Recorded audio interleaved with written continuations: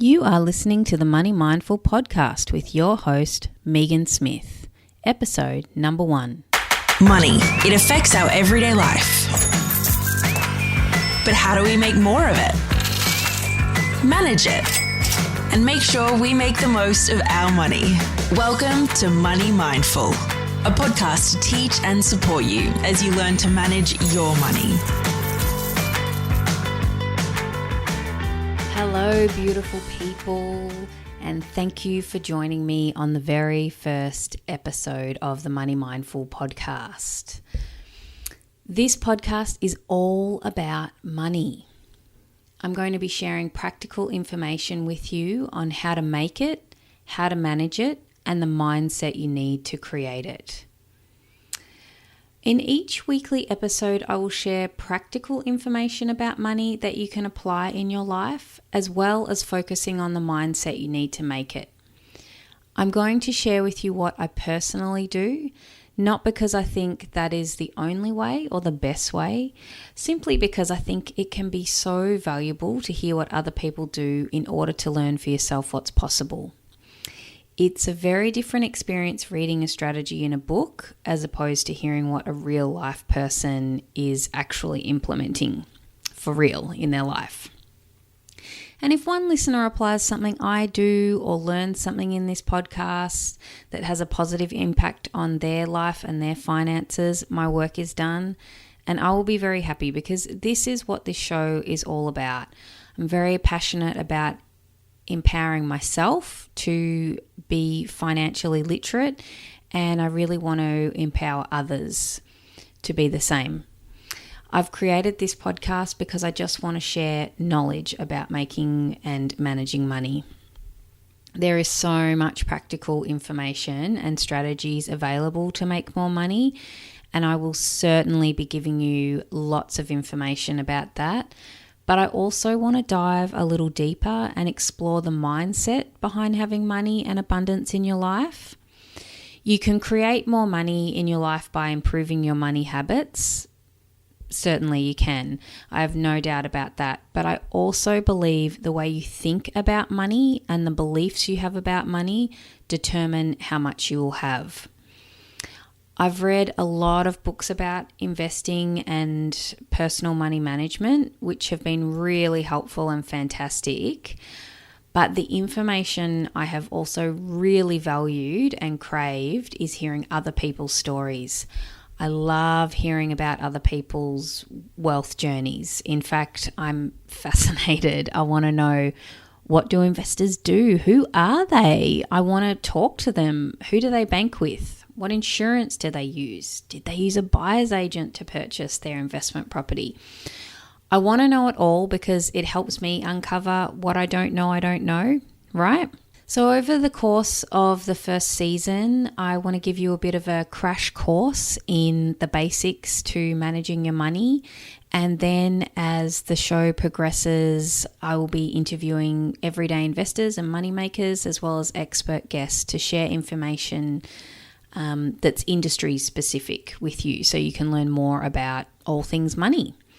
So without further ado, I want to get straight into it and provide you with some helpful information to actually get you started on your money management journey today. I think many of you would agree one of the hardest aspects of making change in life is simply getting started. It's very easy to delay or procrastinate about starting something new when you don't know what to do or where to start. What should you do first? I don't think it really matters too much where you start as long as you actually make a start, because that will lead you to the next thing. The good news is this is what we're going to focus on today. I'm going to help you now, so when you finish listening to this podcast, you will have some actionable steps you can take away today to improve your finances. So let's get started. Now, step 1 is finding out where you are today. Just like a GPS, in order to plan and set your journey to a new destination, you must first identify where you are right now, right? So I want you to ask yourself and contemplate, where am I financially? What is my net worth? This is a simple task that you can do this week or even today. So let's delve a little deeper into this. Step 1, what is your net worth? Taking the time to find out where you are, your net worth, this means getting really honest with yourself. And yes, this does require some work. You need to look at your financial situation. What is your net worth? And by net worth, I mean when you add up all the money you have and deduct all your debt, what you have left is your net worth. That's what that is. It's all the money in your bank, it's all the money in your investments and any assets you have. It's actually really easy to do this, but it does require a little bit of effort and some time. It is worth it. If you're in some form of partnership with a significant other, you may choose to do this task using your combined assets and debt, or you may prefer to do it individually. There's no right or wrong way. You just choose what works for you. If I had done this, I don't know, say 5 years ago, I'm pretty sure I would have done an individual one.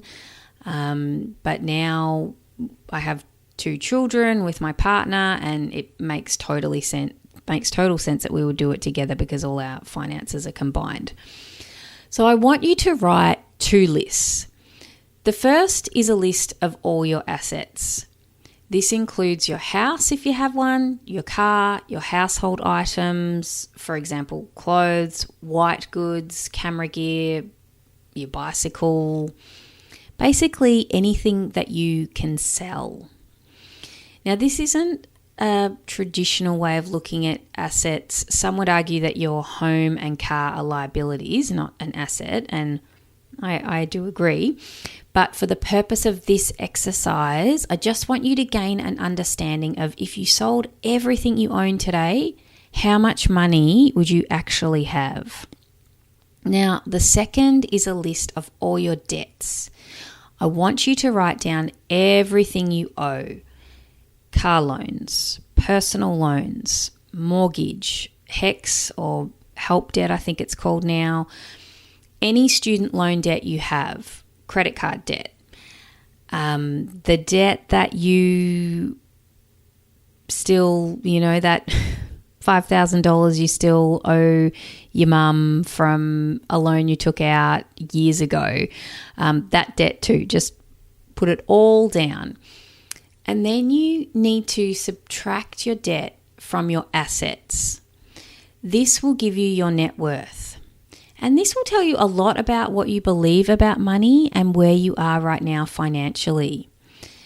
Because for some of you, that figure is going to be a net worth of, say, $500,000. You might have some investments and your own property and such. But for others, it might be a negative net worth of, say, $80,000 or simply $5,000.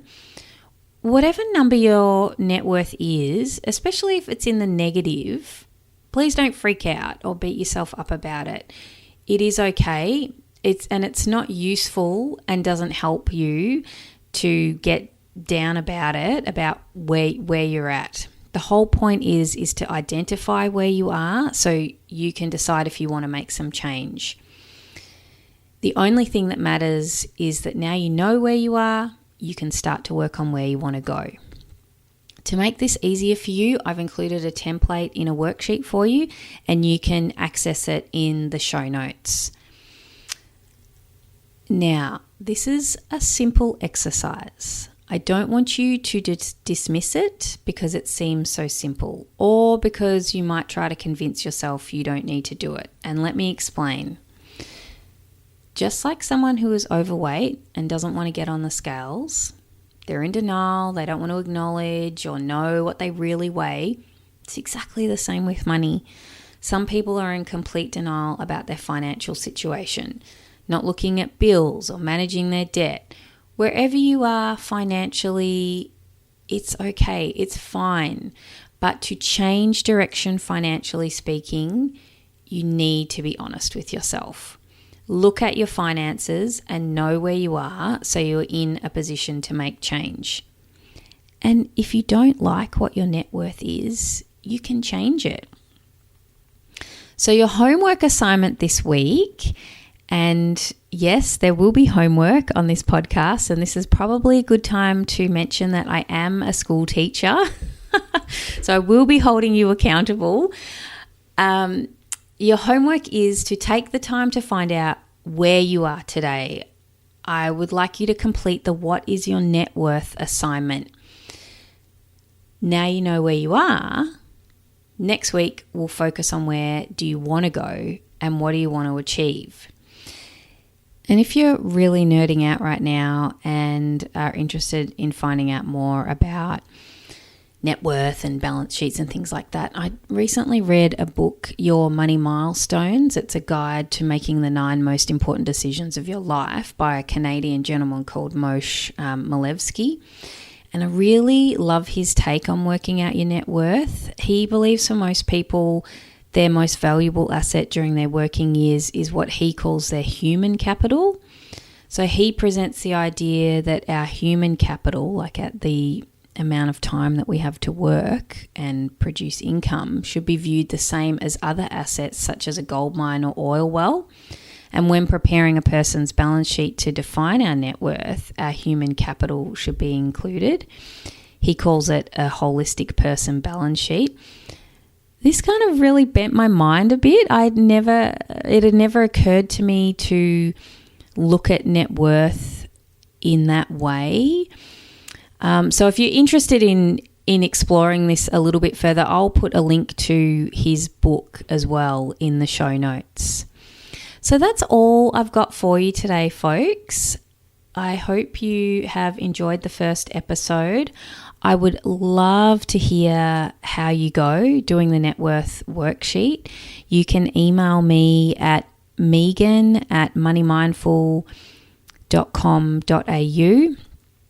And if you enjoyed the show, subscribe. And you can do that on the website or on the platform that you are listening to the podcast right now.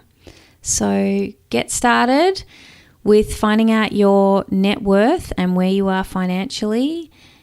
And until next time, have a beautiful week. Bye-bye. Thanks for listening to the Money Mindful podcast. For more info, visit moneymindful.com.au. For future episodes, be sure to subscribe. And remember, the information in this podcast is of a general nature only and does not take into account your personal circumstances or goals. Please seek professional advice for your own financial needs. Remember to have fun along the way.